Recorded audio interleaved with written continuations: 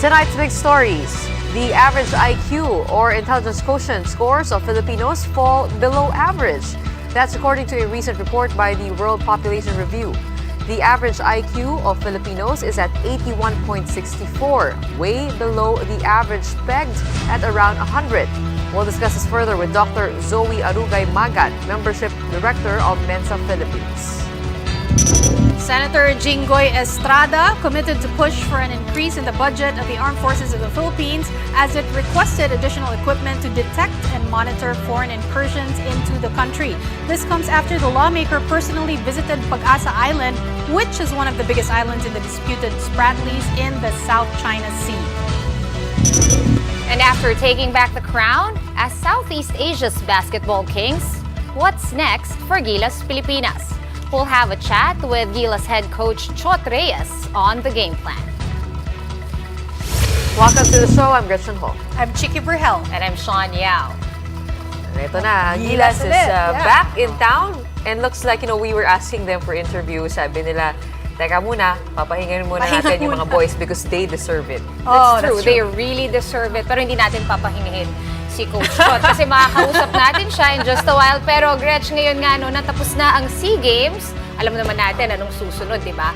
World Cup na. Can you tell us what the game plan of Gilas Pilipinas is? Well, I think right now they have a pool of players that they're looking to rotate and see which would be the best lineup for the FIBA World Cup. Siyempre, pinagpipilian dyan kung si Justin Brownlee ba o Jordan Clarkson ang gagamitin bilang naturalized player.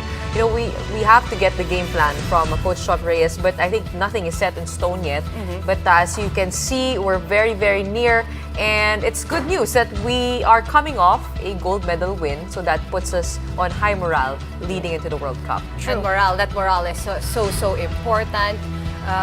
So I guess bakasyon muna yung boys before bumalik sa practice. For 2 weeks, yes. And after that, they will start their preparations for the 2023 FIBA World Cup in August. Now, according to Gilas Pilipinas team manager Butch Antonio, they are already contacting the players who will be part of the pool. It is expected that players from different leagues will gather in the country once the build-up begins. Kasi yung iba, galing nga sa Japan, sa ibang bansa, di ba? There are also plans to set up training camps in various countries to further sharpen Gilas' skills for the upcoming World Cup. The training will start this coming June. Okay, let's discuss Gilas Pilipinas' plans in the coming months. We have with us via Zoom, fresh off the gold medal win in the SEA Games, Coach Chot Reyes. Coach Chot, thank you for joining us and congratulations. Thank you. Hi, good evening. Thanks for having me. Parang may beer shower ba dyan? Parang may party, Coach. Invited ba kami dyan? Kamusta po ang pakiramdam? Siyempre, you expect us to ask ayoko nga that question. magpa-interview, pero I'm sure kukulitin niyo akong Ay, dalawa, salamat. Gretchen, Sean. So sabi ko, wala akong takot. Diba?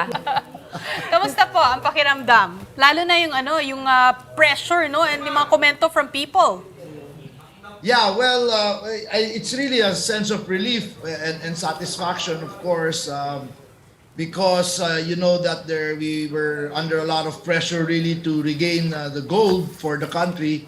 But like I said, we owe it all to the players who put in the effort and showed tremendous grit to come through despite really very trying conditions. That's the different thing. I know a lot of people are saying this is the Southeast Asian Games, we should always win here. And I agree, except this one was different kasi the conditions were really very, very difficult. And like I said, I have to give credit to the players for putting up with it and playing through to victory.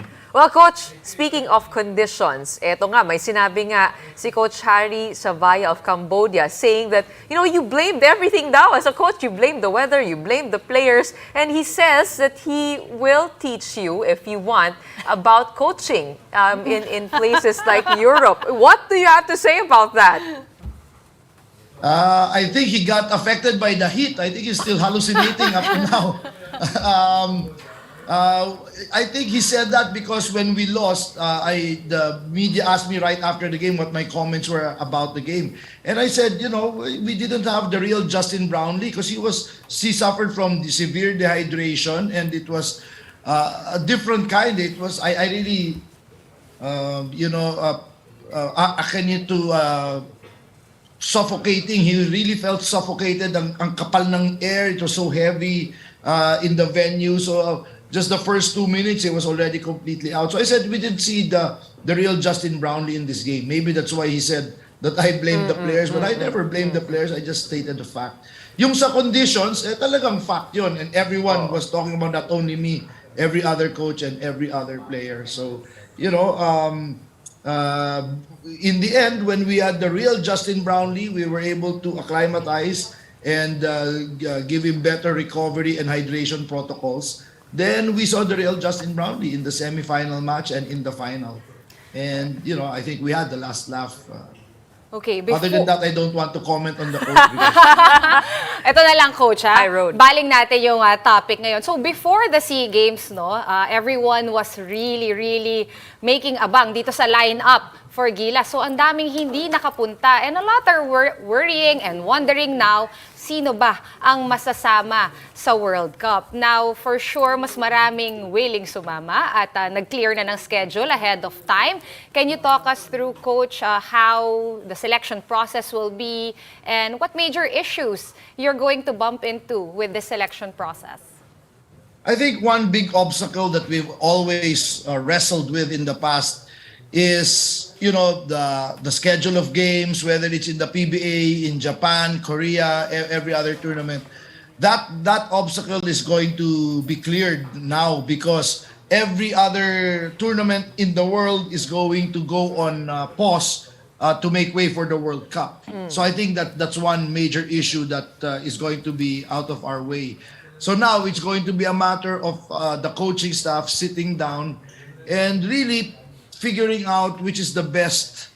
I don't want to preempt the coaching staff, but we're thinking 16, 18 players to make the final pool, from which we will choose the final 12. So we plan to have a 16, 18-man pool. It might be more to go on an extended training period that will include foreign camps and tune-up games against a quality competition.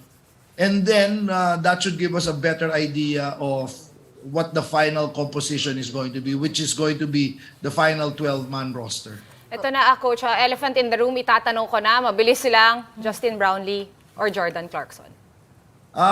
We still have not made that decision.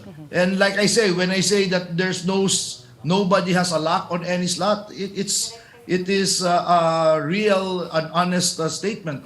Not even Justin, not even Jordan. We have to really determine. And it's not only going to be skills. There are other factors, schedules, their own personal schedules, economics. To be very honest about it, to be very frank, economics also is going to be an issue. So there are a lot of things that are going to be involved in making the final determination. Coach, you are graduating or you have graduated already from the SEA Games, declaring that this is your last time you'll be coaching on that level. What made you decide to declare that? And you said that you want to develop a developmental team specifically for the SEA Games. Tell us a little bit more about your learnings with this final stint in the SEA Games.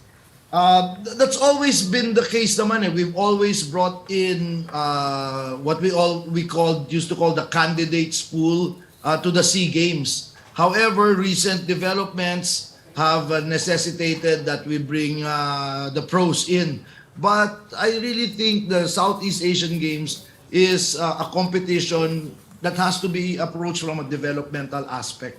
So I'm a big believer that we should bring in the younger players, college players, or the younger professionals or commercial players in this competition. Otherwise, wala na silang lalaroan. They won't have any opportunity to play internationally, except for elite FIBA competitions like Asian Games or the World Cup or the FIBA Asia Cup. So I really think, speaking as the project manager, program director for basketball for the SBP, and again, I'm not preempting SBP President Al Panlilio or the SBP management, but those are my thoughts as a program director. Well, as for your retirement from the SEA Games, yeah, and so speaking about that, then if it's developmental, it should also include the coaches. We should also start developing younger coaches because this coaching staff we were all senior citizens already.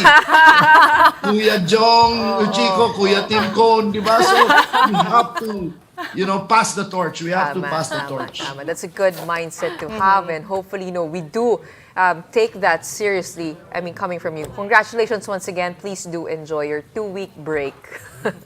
Thank you, Gretchen. Right, thank you again and congratulations, Coach Chot. Now, on to another topic. We have been consistently talking about the pension system reforms in the AFP, but now here's another reform, this time to military officials' term in office that might make our men in uniform a little bit more happier to boost their morale as well. Yeah, that's what they're saying, right? This reform that Sean is actually speaking about. It's for para to encourage daw yung professionalism ng military and also for continuity of projects. That remains to be seen, of course, 'di ba? Hindi pa natin alam, but at the end of the day, we know for sure this is to appease those who were very disappointed. Yeah, another reason that they need to be appeased was because in 2022, President Duterte made an amendment, and this amendment, 11709, huwag na natin memorize yung numbers, pero that amendment makes fixed terms like super fixed. So ang magyayari dyan, may certain mga 4 or 5 batches from the early 90s, mga graduates ng PMA, na parang mawawalan sila ng opportunity na ma-promote. Right? Ang tagal ng antay. Kaya sabi nila na parang there have been rumblings in the military. Yes. So So this one, sinertify nga to Gretch ni PBBM as urgent sa Congress. So pinasa naman agad ng both houses para nga ma-appease yung what exactly military. changed? Okay, ito na lang. Daming details. Under this new law, only the AFP Chief of Staff will get the maximum term of 3 consecutive years unless, of course, the sitting president decides to cut that short. Now, the commanding generals of the Army, the Air Force, and the Navy, as well as the superintendents of the Philippine Military Academy, will have a maximum term of 2 years in office, again, unless the president terminates that. Now, enlisted military personnel and officers with the rank of second lieutenant or vice admiral will also be required to retire upon reaching the age of 57 or once they have rendered 30 years of active duty, whichever comes later. Now, if you've all been wondering how will these changes affect operations and the leadership, of course, at the AFP, well, let's bring in Elaine Fulgencio for more updates. Elaine, please go ahead. Chiki, it remains to be seen whether these amendments would actually put an end to the revolving door practice. Despite the fixed term set, it's still the president's prerogative to appoint or replace an incumbent officer. The AFP, however, welcomed the amendments. AFP spokesperson Colonel Medel Aguilar said in a statement that the changes would further strengthen professionalism in the military and ensure the continuity of the programs while maintaining AFP's dynamic and progressive promotion system. We still have to see, though, how the amended law will benefit the armed forces in the long run. The amendments apply 15 days after law's publication in the official gazette or by early June 2023. Chiki? Thank you for all those details, Elaine Fulgencio. Now, former President and Pampanga Representative Gloria Macapagal Arroyo has responded to her removal as House Senior Deputy Speaker. Yes, in case you missed it. Yeah. This happened during a plenary session last night. PGMA's response? It's the prerogative of the House. One-liner, guys. She gave a one-liner. Now, Arroyo has been demoted to the role of Deputy Speaker, which is a step down. And House Majority Leader Manix Dalipa said that this move aims to, quote, unburden Arroyo of the heavy load required from the Senior Deputy Speaker position. It's a nice way of putting it. Yeah, and are we buying it though? So, Baka kasi lagi siyang nasa abroad kasama si PBBM. Tanungin na lang natin sa ating kasama. ito na. So, let's discuss this further. We have with us on the line Ronald Llamas, former political advisor to the late ex-president Noynoy Aquino. Sir Ronald, what's your kuro-kuro on this matter? Nandyan na ba si Sir Ronald? Oo nga eh. Ronald, can you hear us? Ronald? The chika, 'di ba, is they want to oust daw si House Speaker Martin Romualdez. Dahil daw gusto daw i-push yung Chacha, tsaka gusto daw i-impeach si PBBM. Eh syempre, if House Speaker Martin Romualdez is there, who's the cousin, edi hindi mangyayari 'yon. Diba? Pero anyway, guys, up next, no, the Philippines ranked among the lowest in Southeast Asia in terms of average IQ. We'll get more details on that when the big story returns. Keep it here on One News.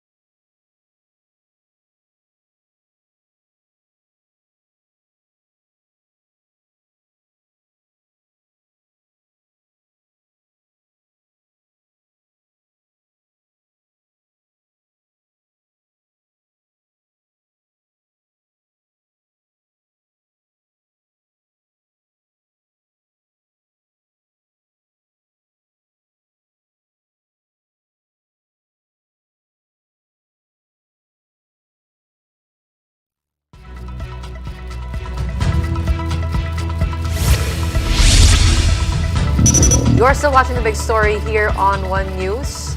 All right, so before the break, we were just talking about the ouster or the demotion of former President Gloria Macapagal Arroyo from Senior Deputy House Speaker to just Deputy Speaker. This happened last night, and we were trying to get on the phone call with Ronald Llamas, ex-advisor to President Noynoy Aquino. I think we have fixed the line. Ronald, hi, can you hear us now?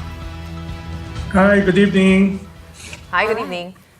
Ano bang chika dito? Oo nga, what do you make of all this? What's the deal? What's the cheese? What's the tea? Maraming nagulat eh. Well, last year pa naman brewing na ito dahil open secret naman na gusto ni ex-President Gloria Macapagal Arroyo na maging speaker nung nanalo si President Bongbong Marcos. At unfortunately, for her, si Martin Romualdez yung naging speaker. So, medyo matagal na itong lingering itong tensions na ito, no?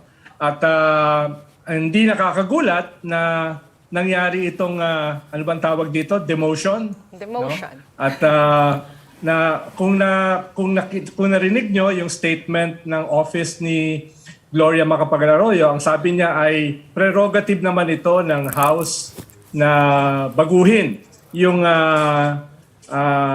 speakership, deputy speakership or yung senior deputy speakership. Pero ang nakakatawa ay hindi naman yun yung tanong Ang tanong ay bakit nangyari ito? Mukhang yun yung hindi nasagot ng office ni Gloria Macapagal Arroyo. Ang sabi lang niya ay ito ay karapatan ng House na pwedeng baguhin yung mga posisyon ng deputy speakers. This is a very strong move. Oo, Na sir. merong mga posisyon si Gloria Macapagal Arroyo na apparently parang medyo iba dun sa posisyon ng presidente. Halimbawa ay very close si ex-President Gloria Macapagal Arroyo sa China. Bagamat sinasama siya sa mga trips ni President Bongbong Marcos, malinaw naman na yung kanyang history at yung kanyang attitude ay mas malapit towards China. Actually, nung nag-birthday nga siya a month ago, doon siya nag-celebrate. At binigyan siya ng magandang award ng Chinese government. Kaya isa yan sa mga apparent differences niya with the government. No? Okay, Ronald, ito na lang kasi 'di ba, alam naman natin, no, if you follow politics and of course you have for the longest time, na malapit nga si Speaker Martin Romualdez kay President Gloria Macapagal Arroyo. I mean, they're from the same party, di ba? Parang kumbaga, mentee niya yun eh.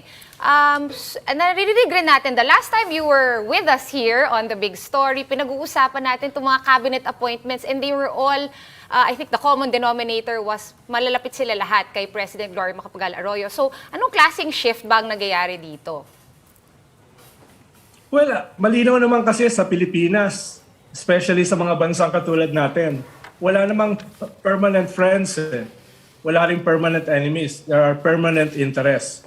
Kaya in one sense, makikita natin na parang pareho yung advocacy ni Speaker Martin Romualdez with ex-President Gloria Macapagal Arroyo sa usapin ng charter change. No? Dahil apparently, ay alam nila na yung kanilang political future ay mas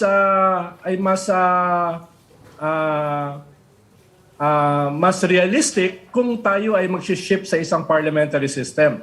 Dahil alam naman nilang dalawa na baka mahirapan sila na tumakbo bilang presidente. Kaya in that sense, pareho sila ng advocacy. Although, alam din nila na kahit pareha sila ng advocacy for a shift of parliamentary system through charter change, ay eventually silang dalawa ang magtutunggali. No? Silang dalawa ang maglalaban. At nangyari na nga yan during the speakership last year. At moving forward, kung sakaling magtatagumpay yung kanilang gusto na magkaroon ng shift o parliamentary system, eventually silang dalawa ang maglalaban for Prime Minister. No? Gusto Pero pa rin in ni, between ni, ay parang ni former President may GMA mga na, tensions na nag-unfold no? At may mga issues na magkakaiba, hindi lang between Gloria Macapagal Arroyo and Speaker Martin Romualdez, kung hindi mismo with President Bongbong Marcos. Okay, Ronald, Tingin iwan ko, muna yun natin. yung unsaid sa lahat ng nangyayaring ito. Ronald, iwan muna natin dyan kasi for sure tatawagan ka namin ulit. Kasi simula pa lang ito. Marami pang tanong. Diba? Sayang. Maraming salamat. Ronald Llamas, former political advisor to the late ex-president Noynoy Aquino. Up next, guys, the Philippines ranked among the lowest in Southeast Asia in terms of average IQ. We'll get more details on that when the big story returns. Keep it here on One News.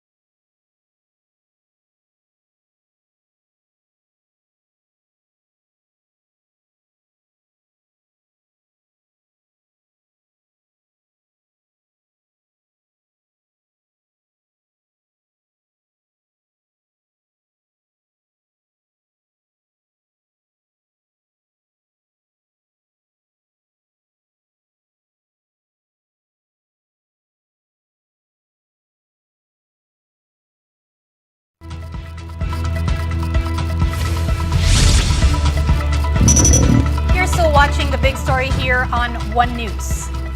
Now here's one headline that's been the talk of the town lately. Filipinos' average IQ or intelligence quotient being below average. That is based on a recent report from the World Population Review. How low exactly is the average Filipino IQ compared to other countries based on this report? Well, Gretch, Filipinos' average IQ is at 81.64. That ranks us at 111th out of 200 countries included in that report. So, medyo mababa siya, especially if we compare that to countries that top the list.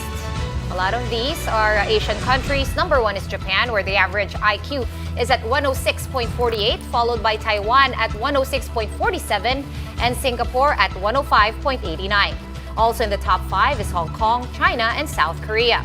For the Philippines, ranking 111th may seem like we're right around the middle, but when you rank the average IQs of ASEAN countries, we're actually among the lowest.